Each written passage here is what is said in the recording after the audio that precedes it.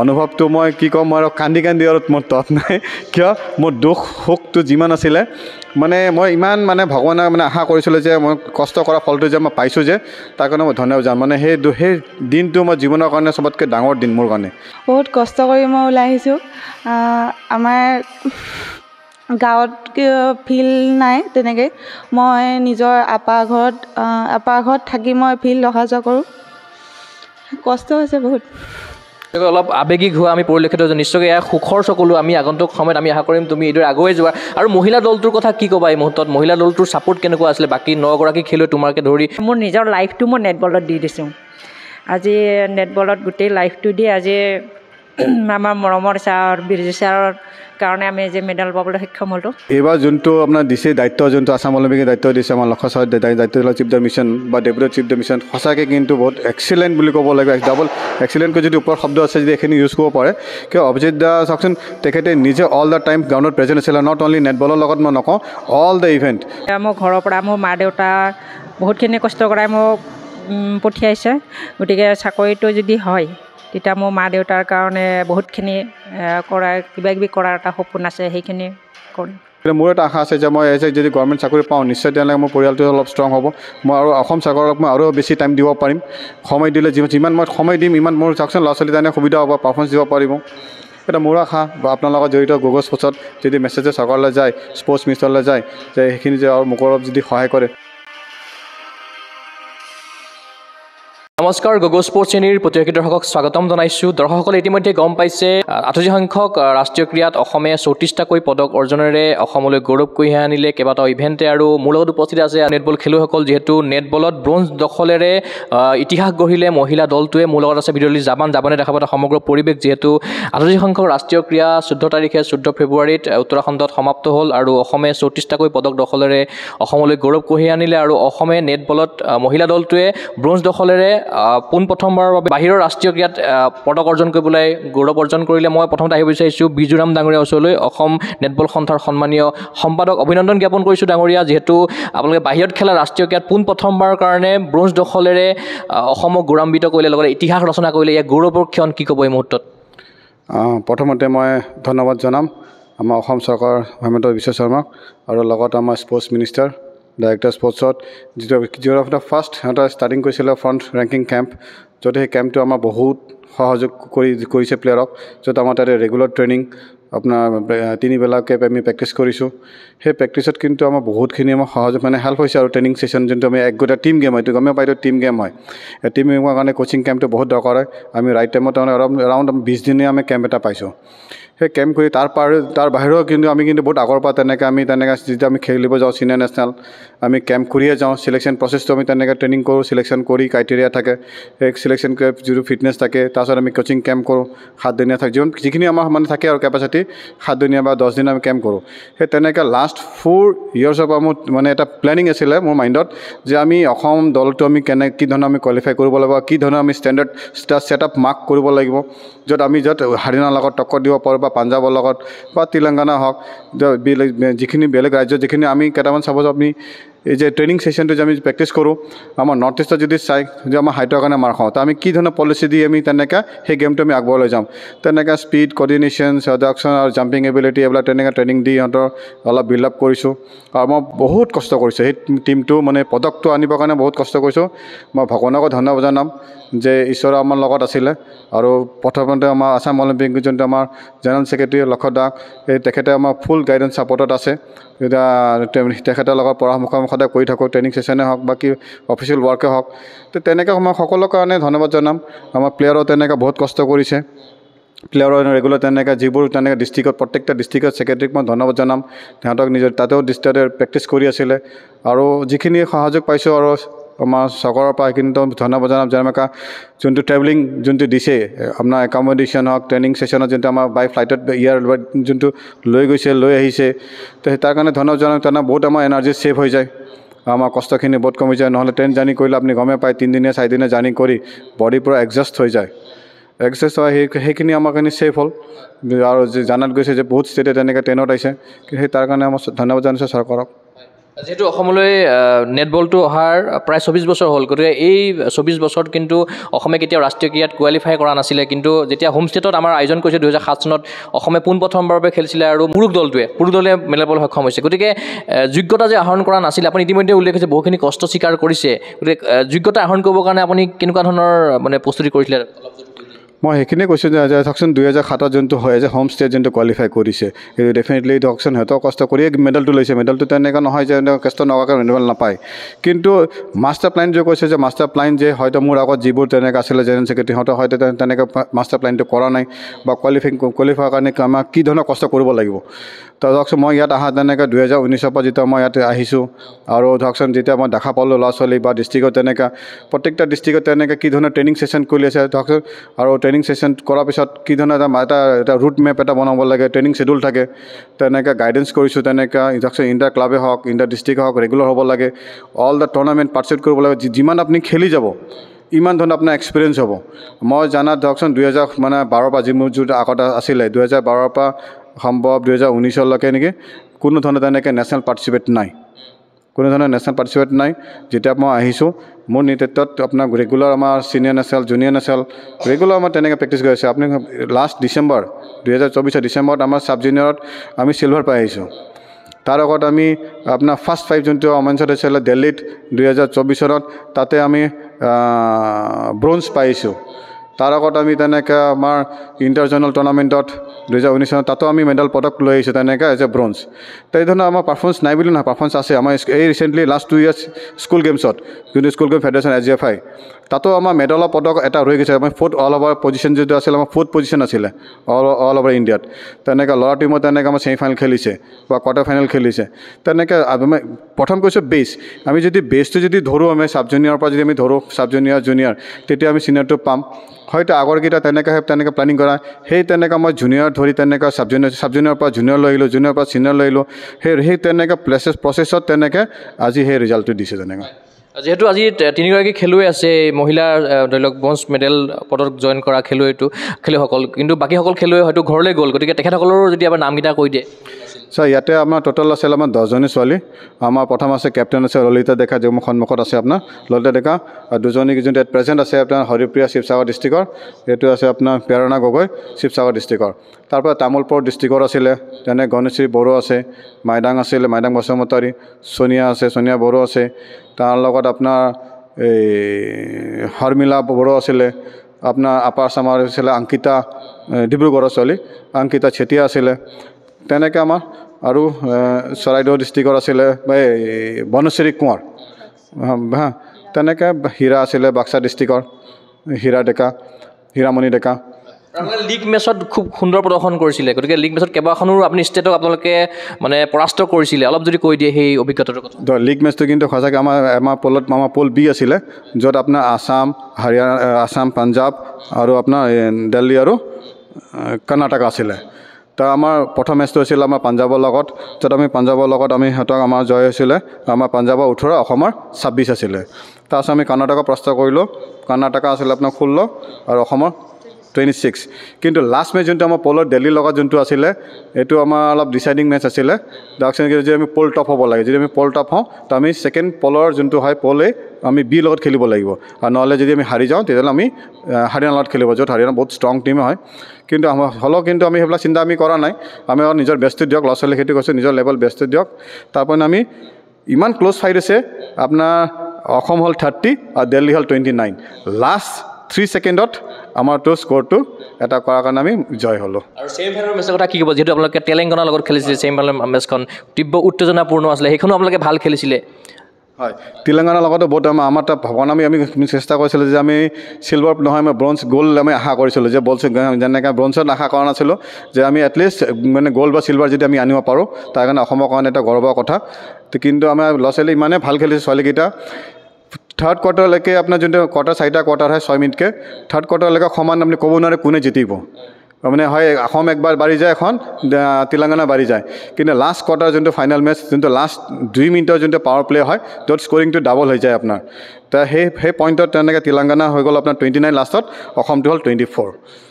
আৰু ব্ৰঞ্জৰ কাৰণে যিখন খেলা হৈছিলে আপোনালোকে খেলিছিলে পাঞ্জাৱৰ লগত গতিকে পাঞ্জাৱৰ আপোনালোকৰ সমান পইণ্ট হৈছিলে 23-23 গতিকে সেই কথাটো অলপ কৈ দিয়ক পাঞ্জাৱৰ লগত আমাৰ ইমান ক্ল'জ মানে ক'ব লাগে কোন জয় হ'ব চবৰে হাৰ্টবিট মানে বাঢ়ি গৈছিলে মানে ফাৰ্ষ্ট কোৱাৰ্টাৰ ছেকেণ্ড কোৱাৰ্টাৰ আমি লিড লৈছে সিহঁতৰ লিড লৈ আছিলে কিন্তু লাষ্ট যোনটো ফাইনেল হুইচেলটো যেতিয়া আমি স্ক'ৰ দেখা পালোঁ 23-23 তাৰপিছত এজ পাৰ ৰুলছ অফ যোনটো NFI ফেডাৰেশ্যন অফ ইণ্ডিয়া তেখেতৰ মতে যোনটো হয় লাষ্টত আমাৰ জইণ্ট উইনাৰ কৰি দিছে যেতিয়া ব্ৰঞ্জৰ মেডেলটো অসমৰ খেলুৱৈসকলে লৈছিলে আপুনিও তেতিয়া তাত উপস্থিত আছিলে মেডেল চেৰিমনিত গতিকে সেই মুহূৰ্তটোৰ অনুভৱ কেনেকুৱা আছিলে অলপ যদি জানো আমি অনুভৱটো মই কি ক'ম মই আৰু কান্দি আৰু মোৰ তত নাই কিয় মোৰ দুখ সুখটো যিমান আছিলে মানে মই ইমান মানে ভগৱানক মানে আশা কৰিছিলোঁ যে মই কষ্ট কৰা ফলটো যে মই পাইছোঁ যে তাৰ কাৰণে মই ধন্যবাদ যাম মানে সেই দিনটো মই জীৱনৰ কাৰণে চবতকৈ ডাঙৰ দিন মোৰ কাৰণে কিয় মই বহুত পৰিশ্ৰম কৰিছোঁ আৰু ধৰকচোন মই নিজৰ লাইফ মই যোনটো মই আপোনাৰ ধৰকচোন য'ত মই কাম কৰি আছোঁ তেখেতৰ লগত ছাপৰ্ট দিছে মোক কিন্তু মই বহুত ছেক্ৰিফাইচ কৰিছোঁ কি প্ৰথমতে ধন্যবাদ সেই মমেণ্টটো মই সদায় ঈশ্বৰক মই প্ৰাৰ্থনা কৰিছিলোঁ যে ধন্যবাদ জনাইছোঁ আৰু ল'ৰা ছোৱালীক ধন্যবাদ জনাইছোঁ তাৰ লগতে মোৰ যিকেইটা পেৰেণ্টছ সিহঁতক সহযোগ কৰি আগবাঢ়িছে তাৰ কাৰণে ধন্যবাদ জনাইছোঁ কিন্তু সেই দিনটো মোৰ জীৱনৰ কাৰণে ইতিহাস মোৰ এনেকুৱা দিন আগন্তুক সময়ত আৰু আহক এয়া আমি আশা কৰিছোঁ মই খেলুৱৈসকলৰ মন্তব্য ল'বৰ কাৰণে চেষ্টা কৰিম তাৰ পাছত আকৌ মই আপোনাৰ ওচৰলৈ যাম মই তোমাৰ ওচৰলৈ আহিছোঁ তুমি হ'ল তোমাৰ ঘৰ শিৱসাগৰত তোমাৰ নামটো নমস্কাৰ মোৰ নাম শ্ৰীমতী হৰিপ্ৰিয়া ডেকা বৰুৱা শিৱসাগৰ নিতাইপুখুৰী নেমুগুৰি গাঁৱৰ জীয়ৰী এইবাৰ নেশ্যনেল গেমছ তোমাৰ প্ৰথম আছিল হয় মোৰ ফাৰ্ষ্ট টাইম কেনেকুৱা এক্সপিৰিয়েঞ্চ কেনেকুৱা হ'ল ব্ৰঞ্জৰ মেডেল পালা তোমালোকে ভাল লাগিল বহুত যিহেতু প্ৰথম আছিল প্ৰথমবাৰতে আমি মেডেল পাবলৈ সক্ষম হৈছোঁ সেইকাৰণে বহুত ভাল লাগিছে আৰু এছ'চিয়েশ্যনৰ ছাপোৰ্ট কেনেকুৱা লগতে বিজৰাম ডাঙৰীয়া কোচ হিচাপে আছিলে গতিকে তেখেতৰ কথা কি ক'বা লগতে এছ'চিয়েশ্যনৰ কথা কি ক'বা আৰু অসম চৰকাৰ তথা অলিম্পিক সন্থা কি ক'বা যিহেতু কোচ হিচাপে আমাৰ বিজুৰাম ছাৰ আছে তেখেতে আমাক বহুত সহায় কৰিছে আৰু অলিম্পিক এছ'চিয়েশ্যনে আমাক কেম্প দিলে কেম্পৰ পৰা আমি বহুতো সহযোগিতা পালোঁ আৰু কেম্পত প্ৰশিক্ষণ বিজুৰাম ডাঙৰীয়াই দিছিলে হয় কেম্পৰ যোগেদি আমি আমাৰ টীমটো ষ্ট্ৰং হ'ল বহুত আৰু ঘৰৰ পৰা খবৰ খাতি লৈ আছে গাঁৱৰ পৰা খবৰ খাতি লৈ আছে গতিকে যিহেতু ঘৰ এতিয়াও গৈ পোৱা নাই গতিকে কেনেকুৱা কৈছে তেখেতসকলে ভাল পাইছে বহুত মা দেউতা সুখী হৈছে অসম চৰকাৰে পদকজয়ীসকলক চৰকাৰী চাকৰি দিব গতিকে আমি যিমানটো গম পাইছোঁ এইবাৰ নেটবলত ব্ৰঞ্জ জয় কৰা 10গৰাকী খেলুৱৈ কিন্তু মানে চাকৰি নাছিল চৰকাৰী কৰ্মসংস্থাপন নাছিল গতিকে এই দিশটো ভাল কথা গতিকে তোমাৰো এটা চাকৰি হ'ব গতিকে কেনেকুৱা লাগি আছে ভাল লাগিছে বহুত ঘৰখনৰ কাৰণে মই এটা কৰিব পাৰিম কিমান ছেক্ৰিফাইচ কৰিব লগা হৈছে এই নেটবল ক্ষেত্ৰলৈ ওলাই অহাৰ ক্ষেত্ৰত আজিৰ তাৰিখত তুমি কিদৰে কৰিবা কিবা দুখ কষ্ট ত্যাগ কিমানখিনি সাধনা তুমি স্বীকাৰ কৰি পেলাই আজি এই স্থানত উপনীত হৈছা বহুত কষ্ট কৰি মই ওলাই আহিছোঁ আমাৰ গাঁৱত ফিল্ড নাই তেনেকৈ মই নিজৰ আপাৰ ঘৰত থাকি মই ফিল্ড অহা যোৱা কৰোঁ কষ্ট হৈছে বহুত নিশ্চয়কৈ অলপ আৱেগিক হোৱা আমি পৰিলক্ষিত হৈছোঁ নিশ্চয়কৈ এয়া সুখৰ চকুলো আমি আগন্তুক সময়ত আমি আশা কৰিম তুমি এইদৰে আগুৱাই যোৱা আৰু মহিলা দলটোৰ কথা কি ক'বা এই মুহূৰ্তত মহিলা দলটোৰ ছাপোৰ্ট কেনেকুৱা আছিলে বাকী 9গৰাকী খেলুৱৈ তোমাকে ধৰি 9গৰাকী খেলুৱৈৰ কেনেকুৱা ধৰণৰ ছাপোৰ্ট আছিলে আৰু ফিল্ডত কেনেকুৱা ধৰণৰ মানে প্ৰত্যাহ্বানৰ সন্মুখীন হৈছিলে এইবাৰ চবে ছাপোৰ্ট আছিল চবৰে আমি টীমটো চবে বাই ভনী হিচাপে আমি থাকোঁ কথাবোৰ চব মিলাই মিলি চলোঁ এটা মানে সৌভাগ্যৰ কথা যে 2007 চনত যেতিয়া মহিলা দলটোৱে তোমালোকে প্ৰথমবাৰৰ কাৰণে ৰাষ্ট্ৰীয় ক্ৰীড়াত খেলিছিলে ললিতা ডেকা বাইদেউ তেখেতেও তোমালোকৰ দলত অধিনায়ক হিচাপে আছিলে গতিকে তেখেতৰ অধিনায়কত্বৰ কথা কি ক'বা তেখেতেও বহুত ছাপোৰ্ট কৰিছে সপোন কি আছে ভৱিষ্যতে কি হোৱাৰ আশা আছে মোৰো সপোন আছিলে যে মোক মানুহে চিনি পাওক মোৰ নামটো যাতে মানুহৰ মুখে মুখে হয় আৰু মেডেলটো যেতিয়া ডিঙিত পিন্ধি লৈছিলা ট্ৰফিটো যেতিয়া হাতত দাঙি লৈছিলা কেনেকুৱা লাগিছিল এই ক্ষণটো ভাল লাগিছিল বহুত গাঁওবাসীৰ লগতে শিৱসাগৰবাসীক লগতে অসমবাসীক আমাৰ গগৈ স্পৰ্টছ চেনেলৰ জৰিয়তে কিবা ক'ব বিচাৰিবা নেকি সহায় কৰিছে চবৰে মৰম আৰু আশীৰ্বাদ আছে সেইকাৰণে হয়তো ইমান দূৰ আগবাঢ়িব পাৰিছোঁ আৰু সফলতা হ'ব পাৰিছোঁ এইদৰে আশীৰ্বাদ সদায় দি যাব অসমবাসীয়ে সেয়া তুমি নিশ্চয় কামনা কৰিবা হয় কামনা কৰোঁ সদায় মৰম আৰু আশীৰ্বাদ দি যাওক সদায় তোমাৰ হাতত মেডেলটো আছে এবাৰ যদি তুমি ব্ৰঞ্জৰ মেডেলটো দৰ্শকসকলক দেখাই দিয়া এইটোৱে হ'ল সেইটো মেডেল যিটো অসমৰ মহিলা নেটবল দলটোৱে সুদূৰ উত্তৰাখণ্ডত তেখেতসকলে ব্ৰঞ্জ জয়েৰে অসমলৈ গৌৰৱ কঢ়িয়াই আনিছে দেখুৱাই আছে এগৰাকী খেলুৱৈ মই তোমাক ধন্যবাদ জ্ঞাপন কৰিছোঁ মই আকৌ খেলুৱৈসকলৰ মন্তব্য ল'বৰ কাৰণে চেষ্টা কৰিম এই মুহূৰ্তত মই যাব বিচাৰিছোঁ এই মহিলা দলটোৰ অধিনায়ক আছে ললিতা ডেকা ডাঙৰীয়াৰ ওচৰলৈ যিহেতু আপুনি 2007 চনতো খেলিছিলে আৰু তেতিয়া আপোনালোক মেডেলৰ পৰা বঞ্চিত হৈছিলে মহিলা দলটো আৰু এইবাৰ আপোনালোক মেডেল পালে গতিকে 2007 চন আৰু 2025 চন মাজত 18 বছৰ গেপ গতিকে কি ক'ব এই মুহূৰ্তত সেইখিনি মই এইখিনি পাবৰ কাৰণে বহুতখিনি কষ্ট কৰিছোঁ মই 2003 পৰা বৰ্তমান নেটবলৰ লগত জড়িত আছোঁ আৰু এইখিনি টাইমত মই বহুত কষ্ট মানে মোৰ নিজৰ লাইফটো মই নেটবলত দি দিছোঁ আজি নেটবলত গোটেই লাইফটো দি আজি আমাৰ মৰমৰ ছাৰ বিৰজু ছাৰৰ কাৰণে আমি যে মেডেল পাবলৈ সক্ষম হ'লোঁ আৰু যেটা আপুনি উল্লেখ কৰিছে গোটেই জীৱনটো আপুনি নেটবলতে দি দিলে কিন্তু এতিয়ালৈকে আপোনাৰ চৰকাৰী কৰ্মসংস্থাপন হোৱা নাছিল কিন্তু এবাৰ কিন্তু আপোনাৰ সেইটো অলপ সহযোগিতা পাব যেহেতু চৰকাৰে ইতিমধ্যে চাকৰি ঘোষণা কৰিছে গতিকে কেনেকুৱা লাগি আছে চাকৰি এটা পাব এটা সহযোগিতা পাব আৰ্থিকভাৱে অলপ সবল হ'ব হয় সেইখিনি মোৰ ঘৰৰ পৰা মোৰ মা দেউতা বহুতখিনি কষ্ট কৰাই মোক পঠিয়াইছে গতিকে চাকৰিটো যদি হয় তেতিয়া মোৰ মা দেউতাৰ কাৰণে বহুতখিনি কৰা কিবা কিবি কৰাৰ এটা সপোন আছে সেইখিনি কৰিম মহিলা হিচাপে কেনেকুৱা ধৰণৰ প্ৰত্যাহ্বানৰ সন্মুখীন হৈছে আপুনি নেটবললৈ ওলাই অহাৰ ক্ষেত্ৰত কেনেকুৱা ধৰণৰ আপুনি ধৰি লওক মানুহৰ কেতিয়াবা কথা শুনিব লগা হৈছে এনেকুৱা ধৰণৰ পৰিস্থিতিৰ কিবা সন্মুখীন হৈছে নেকি আজি তাৰিখত সেইসকল মানুহক আপুনি কিদৰে প্ৰত্যুত্তৰ দিব বিচাৰিব হয় তেনেকুৱা ক্ষেত্ৰতো মই বহুতখিনি পাইছোঁ যে বাহিৰত ওলাই গ'লে ছোৱালী মানুহ তেনেকুৱা বহুত মানুহৰ মনত এটা বেয়া ভাৱ হয় কিন্তু মই সেইখিনি আওকাণ কৰি মোৰ মা দেউতা আজি ছাপোৰ্ট কৰিছে মানে কোনোদিনে মোক আজি মানা কৰা নাই আজি দিনটোলৈকে মানা কৰা নাই কিন্তু মোক আগবঢ়াই দিছে যোৱা বুলি ফালে কিন্তু সেইখিনি মোৰ মা দেউতাক মই ধন্যবাদ জনাইছোঁ বহুত কষ্ট কৰি মোক পঠিয়াইছে ইয়াত আজি সেইখিনি কষ্টৰ ফলত এইখিনি মা দেউতাৰ কাৰণে পাবৰ কাৰণে সক্ষম হৈছোঁ মই মা দেউতাৰ মুখত হাঁহি বিৰিঙিছে গতিকে মা দেউতাই আপোনাক কি কৈছে স্পঞ্জ মেডেল লৈ পেলাই ঘৰলৈ আহিছে এতিয়াও হয়তো ঘৰ পোৱা নাই আৰু আপোনাৰ ঘৰ গুৰেশ্বৰত গতিকে গুৰেশ্বৰৰ পৰা কেনেকুৱা ধৰণৰ বাৰ্তা আহিছে আপোনালৈ গুৰেশ্বৰৰ পৰা খবৰ লৈ আছে আমাৰ ঘৰৰ পৰা ফোন কৰিছে কেতিয়া আহিব যেতিয়া যাম তেতিয়া নিশ্চয় কিবা এটা মা দেউতাইতো কৈ আছে ভাল হৈছে তেনেকুৱা সেইটো বহুত দিনৰ মানে আশা এটা পূৰণ হৈছে মা দেউতাৰ কাৰণেও আৰু মোৰ কাৰণেও সেইটো আৰ্থিকভাৱে অলপ সচ্ছল নাছিল বোধ হয় আপুনি ইতিমধ্যে উল্লেখ কৰিছে গতিকে এতিয়াৰ পৰা যিহেতু আপুনি চৰকাৰী চাকৰি এটা পাব গতিকে আৰু এই ক্ষেত্ৰখনত আগবাঢ়ি যোৱাত নিশ্চয়কৈ সহায়ক হ'ব গতিকে ভৱিষ্যতে আপুনি কি হিচাপে নিজক প্ৰতিষ্ঠা কৰাৰ সপোন আছে আৰু নেটবল দলটোক যিহেতু আপুনি অধিনায়ক আছিলে গতিকে দলটোক কিদৰে আগবঢ়াই নিয়াৰ পৰিকল্পনা আছে মোৰ সপোন আছে যে মই নেটবলত যেতিয়া চাকৰি পোৱাৰ পিছতো মই এটা অসমত ভাল নেটবল টীম উলিয়াবৰ কাৰণে মোৰ সেইটো সপোন যাতে পূৰণ হয় সেইটোৱে আশা কৰিছোঁ আৰু ইতিমধ্যে সম্পাদক ডাঙৰ ইতিমধ্যে কৈছে তেখেতে বহুখিনি কষ্ট স্বীকাৰ কৰিছে বহুখিনি কষ্ট কৰিছে এইটো সপোন আছিলে ইতিমধ্যে তেখেত অলপ আৱেগিক হৈ পৰিছে গতিকে এই যিটো আপুনিও নিশ্চয় আৱেগিক হৈ পৰিছে যেতিয়া ব্ৰঞ্জৰ মেডেলটো আপোনালোকে কঢ়িয়াই আনিছিলে কাৰণ এইটো ইতিহাস হয় কিন্তু কাৰণ বাহিৰৰ ৰাষ্ট্ৰীয়কে আপোনালোকে প্ৰথমবাৰৰ কাৰণে মানে পদক জয় কৰিলে লগতে এতিয়ালৈকে যোগ্যতাই অৰ্জন কৰা নাছিলে নেটবলে কি ক'ব যেতিয়া আমি 2007 আমি নেশ্যনেল গেমছ খেলিছিলোঁ তেতিয়া আমাৰ ল'ৰাবিলাকে ব্ৰঞ্জৰ পদক পাইছিলে তেতিয়া আমি অন্তৰত দুখ পাইছিলোঁ আমি যিহেতু পোৱা নাছিলোঁ এতিয়া সপোন আছিল এতিয়া আমিও যেন কিবা এটা কৰিব পাৰোঁ কেতিয়াবালৈকে পাম কিন্তু আজি এই সপোনটো পূৰণ হোৱাত যিদিনাখনে মেডেল লৈছিলোঁ সেইদিনাখনে নাজানো কেনেকুৱা এটা অনুভৱ হৈছে মানে চকুৰ পানী ওলাই গৈছে সেইখিনি অসম অলিম্পিক সন্থা লগতে অসম নেটবল সন্থা লগতে অসম চৰকাৰ বহুখিনি সহযোগিতা কৰিলে এইখিনি আগুৱাই যোৱাৰ ক্ষেত্ৰত গতিকে আজিৰ তাৰিখত উপস্থিত হৈ গতিকে আজিৰ স্থানত উপস্থিত হৈ কিদৰে তেখেতসকলক কৃতজ্ঞতা জ্ঞাপন কৰিব মই মোৰ ফালৰ পৰা আসাম অলিম্পিক সন্থাত বহুত ধন্যবাদ জনাইছোঁ লগতে আমাৰ মৰমৰ বিৰজু ছাৰকো বহুত ধন্যবাদ জনাইছোঁ কাৰণ আমি বিৰজু ছাৰ আৰু আসাম অলিম্পিক সন্থা মানে যিখিনি আমাক সহায় সহযোগিতা কৰিছে আজি তাৰ আমি ফলটো পাইছোঁ অধিনায়ক আছিলে গতিকে অধিনায়ক হিচাপে কেনেকুৱাখিনি আপুনি প্ৰেছাৰ হেণ্ডেল কৰিব লগা হৈছে যিহেতু আপুনি লীগ মেচত কেইবাখনো মেচত আপোনালোক জিকিছে কিন্তু আৰু ছেমি ফাইনেলত আপোনালোকে পৰাস্ত হ'ব লগা হৈছে লীগ মেচৰ কথা অলপ অভিজ্ঞতা জানিব বিচাৰিছোঁ অধিনায়ক হিচাপে লীগ মেচত মানে এখন গেম জিকিবলৈ হ'লে মানুহৰ অকল কষ্টটো হ'লেও মেণ্টেলিটিও মানে ষ্ট্ৰং থাকিব লাগিব সেইখিনি এজন কেপ্টেইন হিচাপে মানে লগৰ কেইজনীক মানে কেনেকৈ খেলিব লাগে কেনেকুৱা কি কৰিব লাগে সেইখিনি গোটেইখিনি মেইনটেইন কৰি থাকিব লগা হয় বহুত অসুবিধা হয় জান ভাল খেলিছে সকলোৱে নিশ্চয় আপোনাক ধন্যবাদ জ্ঞাপন কৰিছোঁ মই আৰু এই খেলৰ ওচৰলৈ যাবলৈ চেষ্টা কৰিম তোমাৰ নামটো তোমাৰ ঘৰ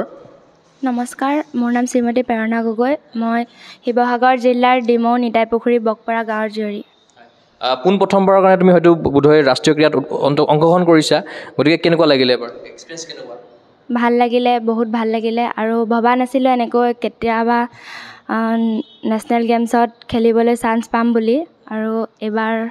এই মঞ্চটো অসম নেটবল সন্থাই দিছে বা অসম অলিম্পিক সন্থাৰ লগতে অসম চৰকাৰে দিছে, গতিকে তেখেতসকলৰ সহযোগতে তোমালোকে আগবাঢ়ি যাব পাৰিছা বা বিমানত যাব পাৰিছা, কষ্ট নোহোৱাকৈ তাতে পাৰফৰ্ম কৰিছা। গতিকে বিজুৰাম ছাৰো ইতিমধ্যে কৈছে তেখেতৰ কষ্টৰ কথা, গতিকে কি ক'বা? তেওঁলোকে অসম চৰকাৰে আমাক বহুত সুবিধা প্ৰদান কৰিছে, যিহেতু কেম্প হোৱাৰ কাৰণে আমাৰ বেছি সুবিধা হৈছে। আৰু কেম্পত আমি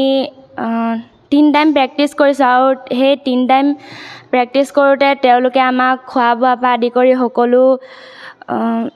ভাল খাদ্য প্ৰদান কৰিছে। আৰু টিমটো ষ্ট্ৰং হৈ থাকিবলৈ তেওঁলোকে বহুতো চেষ্টা কৰিছে।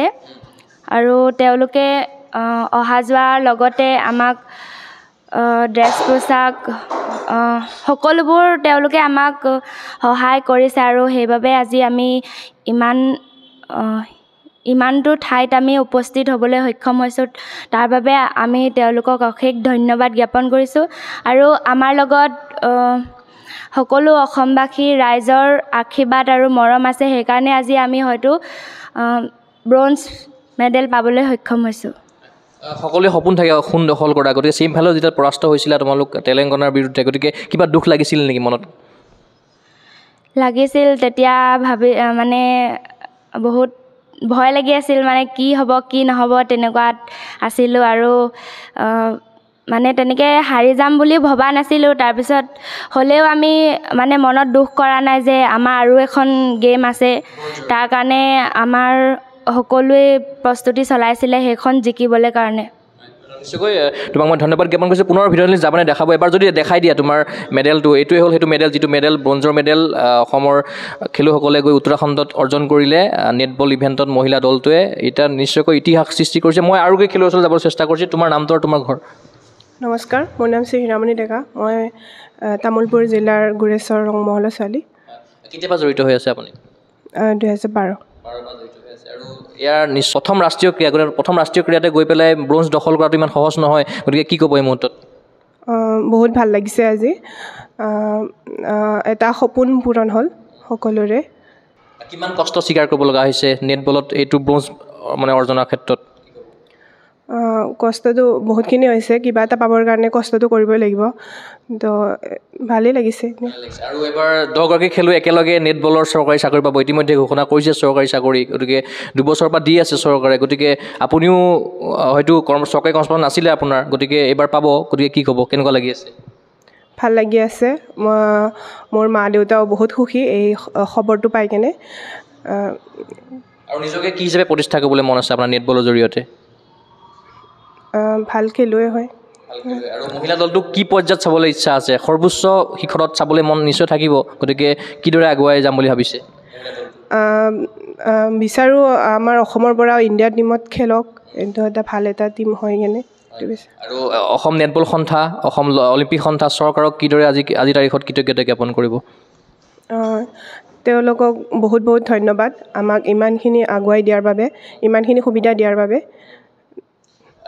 লীগ মেচত ইতিমধ্যে আপোনালোকে বহুকেইখন মেচত জয়ী হৈছে, মানে কেইবাটাও মানে ব্যৱধানত, গতিকে লীগ মেচৰ অভিজ্ঞতা কেনেকুৱা আছিলে, ছেমি ফাইনেলৰ অভিজ্ঞতা কেনেকুৱা আছিলে, আৰু ব্ৰঞ্জৰ খেলৰ অভিজ্ঞতা কেনেকুৱা আছিলে, থ্ৰুতে জানিব বিচাৰিছোঁ।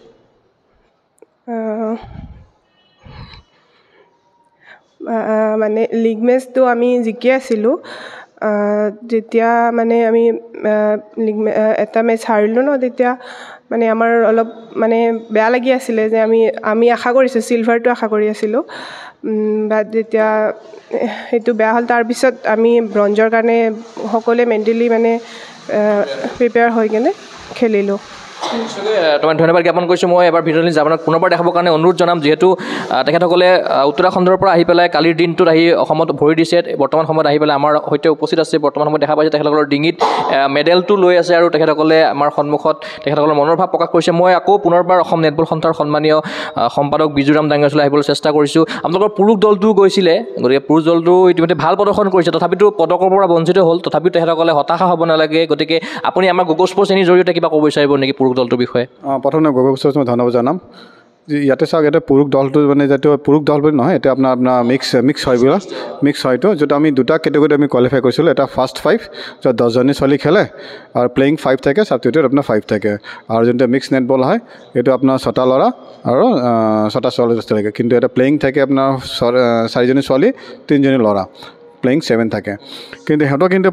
যোনটো আপোনাৰ যোনটো পাৰফৰ্মেঞ্চ দিছে সেইটো মই ভাবোঁ যে 200% সিহঁতৰ এফৰ্ট আৰু বেষ্ট পাৰফৰ্মেঞ্চ দিছে কিয় আমি প্ৰথম আমি ফাৰ্ষ্ট মেচটো আমি হাৰিলোঁ ছেকেণ্ড মেচটো আমি কৰ্ণাটকৰ লগত জিতিলোঁ থাৰ্ড মেচটো আমাৰ লীগৰ যোনটো 4টা লীগ মেচ থাকেতো তাৰ সেই যোনটো ডিচাইডিং মেচ আছিলে আমাৰ উত্তৰাখণ্ডৰ লগত এইটো বহুত ক্ল'জ ফাইট হৈছে লাষ্ট কোৱাৰ্টাৰলৈকে তেনেকৈ কি কৰোঁ মানে সিহঁতৰ যিখিনি পাৰফৰ্মেঞ্চ দিয়া বুলি মই নকওঁ যোনটো বেষ্ট দিছে কিন্তু আৰু এটা পইণ্টৰ কাৰণে 2টা পইণ্টৰ কাৰণে আমি পিছ পৰি গ'লোঁ নহ'লে আমি আজি এই থাৰ্ড পজিশ্যন বা চিলভাৰ পজিশ্যনৰ কাৰণে আমি গেমটো খেলিব পাৰিলোঁ হয় সেইটো ডিচাইডিং ছেমিফাইনেল মেচ আছিলে এইটো উত্তৰাখণ্ডৰ লগত টোটেল প্লেয়াৰ আপোনালোকৰ 18জন গৈছিল 18জন গৈছিল টোটেল প্লেয়াৰ 18জন আছিলে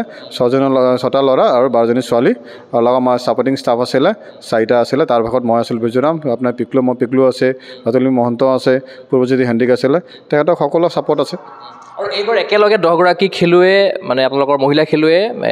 চৰকাৰী চাকৰি পাব ইতিমধ্যে চৰকাৰী কৰ্মস্থানত ইতিমধ্যে নাছিলে তেখেতসকলে এইবাৰ পাব গতিকে এইটো নিশ্চয়কৈ ভাল লগা কথা আৰু লগতে আমি সংযোজন কৰিব বিচাৰিছোঁ যিহেতু আপুনিও ইমানখিনি লাগি আছে কিন্তু আপোনাৰো এতিয়ালৈকে কিন্তু চৰকাৰী কৰ্মসংস্থাপন নাছিলে আপুনি প্ৰাইভেট এখন স্কুলত এতিয়াও কাম কৰি আছে বহুখিনি কষ্ট স্বীকাৰ কৰি পেলাই আপুনি দলটোক আগুৱাই লৈ গৈ আছে গতিকে আমাৰ গগৈ স্পৰ্টছ চেনেলৰ জৰিয়তে কিবা ক'ব বিচাৰিব নেকি বিশেষকৈ কোচসকলৰ কাৰণে চৰকাৰে যদি কিবা এটা ব্যৱস্থা কৰি দিয়ে আপোনাৰ দৰে আনএমপ্লয়ড বা যিসকলৰ চৰকাৰী কৰ্মসংস্থাপন নাই মই নিশ্চয় জনাব বিচাৰোঁ আপোনালোকক গগৈ স্পৰ্টছ থ্ৰুদি মই জনাব বিচাৰোঁ যে এই মেছেজটো যে চৰকাৰলৈকে যায় কিয় মই সঁচাকৈ মই বহুত ছেক্ৰিফাইচ কৰিছোঁ আপোনাৰ যাকচোন মোৰ গোটেই জীৱনটো মই ক'ব গ'লে মই ইয়াতে মই বি বৰুৱা কলেজত পঢ়া মই যেতিয়া আপোনাৰ 97ত তেনেকুৱা মই NIS কৰি আছিলোঁ এথলেটিক্সত তাৰ বাহিৰেও কিন্তু মই যাকচোন আপোনাৰ যোনটো আপোনাৰ নেটবলৰ লগত জড়িত আছে 2019ৰ পৰা মানে মই as a player as a coach as a organisations মই সকলোৱে মই এক্সপিৰিয়েঞ্চটো মই নেটবলত লগাইছোঁ এই নেটবলত এক্সপিৰিয়েঞ্চ লোৱাৰ কাৰণে আজি সেই তেনেকৈ জয়ছোঁ কিন্তু মই এটা মানে আশা মোৰ এটা চাকৰি তেনেকৈ পাওক মোৰ এটা আশা আছে সপোন আছে যে সেই তেনেকৈ মই এটা পৰিয়াল আছে সেই পৰিয়ালটো মই ছাপৰ্ট দিব পাৰোঁ কিন্তু মই প্ৰথমতে মই ধন্যবাদ জনাম যিটো মই প্ৰাইভেট স্কুলত যদি কৰি আছোঁ তেখেত আমাৰ যোনটো ডক্টৰ বসন্ত ভূঞা ছাৰৰ ছাপৰ্টত তেখেতে আমাৰ ফুল ছাপৰ্ট দিছে য'তে আমাৰ যাওক সেই 20 দিনত এৰাউণ্ড 20 ডেজ তেনেকৈ মই কেম্পৰ কাৰণে দিছে তাৰ বাহিৰেও তেনেকৈ যোনটো আমাক টিমৰ লগত আমি কোম্পানী হৈ গৈছে এজ এ কোচ সেইখিনি সহযোগ মানে গোটেই ছাপৰ্ট দিছে গুৰুকুল গ্ৰামত চিনিয়ৰ ছেকেণ্ডেৰী স্কুলত মই কাম কৰোঁ as a physical education teacher কিন্তু মোৰ এটা আশা আছে যে মই এজ এ যদি গভৰ্ণমেণ্ট চাকৰি পাওঁ নিশ্চয় তেনেকৈ মোৰ পৰিয়ালটো অলপ ষ্ট্ৰং হ'ব মই আৰু অসম চৰকাৰক মই আৰু বেছি টাইম দিব পাৰিম সময় দিলে যিমান মই সময় দিম ইমান মোৰ চাওকচোন ল'ৰা ছোৱালী তেনেকৈ সুবিধা হ'ব পাৰফৰ্মেঞ্চ দিব পাৰিব এটা মোৰ আশা বা আপোনাৰ লগত জড়িত গগৈ স্পৰ্টছত যদি মেছেজে চৰকাৰলৈ যায় স্পৰ্টছ মিনিষ্টাৰলৈ যায় যে সেইখিনি যে আৰু মোক অলপ যদি সহায় কৰে তাৰ কাৰণে মই যদি হয় ধন্যবাদ জনাম লগতে প্ৰশিক্ষকসকলক যদি বেলেগ বেলেগ ইভেণ্টৰ প্ৰশিক্ষকসকলকো যদি কিদৰে এনকাৰেজ কৰে নিশ্চয়কৈ সেইটোও ভাল হ'ব নিশ্চয় ডেফিনেটলি চাওক এইটো স্পৰ্টছৰ কোনো জাতি নাই কোনো ধৰ্ম নাই একো নাই কিন্তু ইয়াতে যদি আহে স্পৰ্টছত যদি সকলো যদি আহে ডেফিনেটলি চাওকচোন যদি মোক অসমৰ কাৰণে কি কৰিব পাৰে এজ এ কণ্ট্ৰিবিউশ্যনছ মই নিজৰ লাইফটো মই গোটেই অসমৰ কাৰণে দিছোঁ মই আপুনি ক'ব গ'লে যোনটো আপোনাৰ প্ৰদীপ হাজৰিকা যোনটো আগৰ ডাইৰেক্টৰ আছে লীলা গগৈ ছাৰ আছে তেখেত তেতিয়াৰ পৰা চিন্তা কৰক তেতিয়াৰ পৰা মই স্পৰ্টছৰ লগত জড়িত অসমত মই গোটেই মই এজ এ আছাম কোচ হৈ গৈছোঁ এথলেটিক্সত কেইবাৰবাৰ গৈছোঁ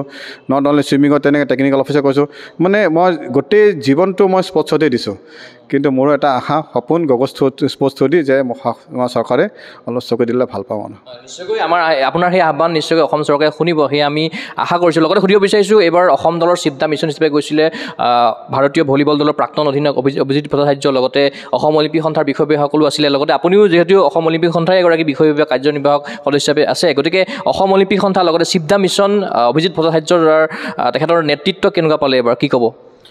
চাওক এইবাৰ যোনটো আপোনাৰ দিছে দায়িত্ব যোনটো আছাম অলিম্পিকে দায়িত্ব দিছে আমাৰ লক্ষ্য ছাৰ দায়িত্ব দিলে চিফ দ্য মিছন বা ডেপুটি চিফ দ্য মিছন সঁচাকৈ কিন্তু বহুত এক্সিলেণ্ট বুলি ক'ব লাগিব ডাবল এক্সিলেণ্টকৈ যদি ওপৰ শব্দ আছে যদি এইখিনি ইউজ কৰিব পাৰে কিয় অভিজিত দা চাওকচোন তেখেতে নিজে অল দ্য টাইম গ্ৰাউণ্ডত প্ৰেজেণ্ট আছিলে নট অনলি নেটবলৰ লগত মই নকওঁ অল দ্য ইভেণ্ট য'ত এটা আপুনি চাব গ'লে আপোনাৰ যোনটো বক্সিং হৈছিলে সেই আপোনাৰ বক্সিং এৰিয়া যোনটো তাতো আপোনাৰ তেখেতে গৈছিলে মানে এটা ভেন্যু মিছ কৰা নাই এটা ইভেণ্ট মিছ কৰা নাই তেখেতে মানে মই যিখিনি মই দেখিছোঁ যাতে লাষ্ট 2 নেশ্যনেল গেমছত মই দেখিছোঁ কিন্তু সেই 2 নেশ্যনেল গেমছত অভিজিত কিন্তু সেই যিখিনি ছাপৰ্ট প্লেয়াৰক মটিভেশ্যন দিয়া বা কোচক মটিভেশ্যন দিয়া বা আমাক তেনেকুৱা মটিভেশ্যন দিয়া মানে really it's excellent it's wonderful আৰু যিটো আছাম অলিম্পিকক অল দ্য মেম্বাৰ আমাৰ অশোক ভৰালী ছাৰ অশোক দা আছিলে হীৰেণ দা আছিলে আমাৰ নিৰঞ্জন শইকীয়া আছিলে অংশুমান আছিলে আৰু বহুতকেইটা আছে নাম কৈ চাব ক'লে হয়তো 2-এটা মোৰ হৈ যাব পাৰে কিন্তু মই চবকে মই ধন্যবাদ জনাম আছাম অলিম্পিকৰ লক্ষ্য ছাৰ আছিলে আমাৰ তেখেতেও প্ৰেজেণ্ট আছিলে তো সেই হিচাপে কিন্তু আমি ফুল ছাপৰ্ট পাইছোঁ আৰু যদিও ভাইটেল মেটছ আমাৰ গোটেই ফুল অল টাইম দিছে ফুল টাইম দিছে তাৰ কাৰণে মই ধন্যবাদ জনাম থেংক ইউ প্ৰথমবাৰ যোগ্যতা অৰ্জন কৰি ৰাষ্ট্ৰীয় ক্ৰীড়াত আপোনালোকে ব্ৰঞ্জ দখল কৰিলে গতিকে এই দলটোক মানে পুৰুষ হওক বা মহিলা দল উভয়কে আপোনালোকে আগুৱাই নিয়াৰ ক্ষেত্ৰত কেনেকুৱা ধৰণৰ পদক্ষেপ থাকিব বা কি হিচাপে মহিলা বা পুৰুষ দলটোক বা অসমৰ নেটবল দলটোক আপুনি কি হিচাপে সৰ্বোচ্চ শিখৰত আমি চাব বিচাৰে আপোনাৰ সপোন কি আছে চাওক সপোনটো এতিয়া চাবা গ'ল যদি ফ'কাছ আৰু গ'ল নহয় তেতিয়াহ'লে একো কাম কৰি লাভ নাই হয় নাই সেইকাৰণে মোৰ ফ'কাছটো আছিলে হয় নাই নট অনলি নেশ্যনেল মেডেল এটা আছে যে আমি এটা প্ৰডাকশ্যন কৰিব পাৰোঁ যেতিয়া কেম্প ইণ্ডিয়া খেলি ল'ৰা ছোৱালী যে ইণ্ডিয়া এটা পায় এতিয়া লাষ্ট ইয়াৰ যদি চাব গ'লে আমাৰ এটা আছিলে তামোলপুৰৰ ছোৱালী তেখেতে ইণ্ডিয়া কেম্পও পাইছিলে গণেশ্বৰী বড়ো কিন্তু লাষ্ট মমেণ্টত তেখেতক কিবা ডকুমেণ্টছৰ অসুবিধাৰ কাৰণে হয়তো কিবা আছিলে তাৰ কাৰণে সেই মানে টাইমত প্ৰডিউচ কৰিব নোৱাৰিলে কিন্তু মানে লাষ্ট মমেণ্টত কিন্তু নহ'লে আজি সেই ইণ্ডিয়া খেলিলে হয় কিন্তু সেইবোৰ যেনেকৈ মই বাকী প্লেয়াৰক কৈছোঁ তোমালোকে চব তেনেকৈ যিবোৰ তেনেকৈ থাকে চব ডকুমেণ্টছ ক্লিয়াৰ কৰা আৰু হয়তো মোৰ সপোনো আছে যে এটা আমি ইণ্ডিয়া আমি খেলিব পাৰোঁ ইণ্ডিয়া অসমৰ নামটো গৌৰৱ হওক ভাৰতৰ নামটো গৌৰৱ হওক সেয়ে মোৰ সপোন নিশ্চয়কৈ আপোনাক ধন্যবাদ জ্ঞাপন কৰিছোঁ মই পুনৰবাৰ ভিডিঅ' জাৰ্নেলিষ্ট জাৱানক দেখাবৰ কাৰণে অনুৰোধ জনাম এই 4গৰাকী খেলুৱৈ বৰ্তমান সময়ত আমাৰ লগত উপস্থিত আছে যিহেতু 10গৰাকী খেলুৱৈ আছিলে টোটেল কিন্তু তেখেতসকল বৰ্তমান সময়ত সকলো উপস্থিত নাই লগতে আছে উপস্থিত অসম নেটবল সন্থাৰ সন্মানীয় সম্পাদক বিজুৰাম ডাঙৰীয়া আমি দেখালোঁ তেখেতসকলৰ মনৰ ভাৱ যিহেতু 38 সংখ্যক ৰাষ্ট্ৰীয় ক্ৰীড়াত অসমৰ নেটবল দলটোৱে মহিলা দলটোৱে ব্ৰঞ্জ দখলেৰে ইতিহাস সৃষ্টি কৰিলে আমি আশা কৰিম আগন্তুক সময়তো এইদৰে অসম দলটোৱে ৰাষ্ট্ৰীয় তথা আন্তঃৰাষ্ট্ৰীয় পৰ্যায়ত অসম তথা ভাৰতৰ নাম উজ্জ্বল কৰি যাওক এই আশাৰে মই চিন্ময় কুমাৰ বৰাই বিশেষ অনুষ্ঠানৰ পৰা বিদায় লৈছোঁ চাই থাকিব গগৈ স্পৰ্টছ চেনেল ধন্যবাদ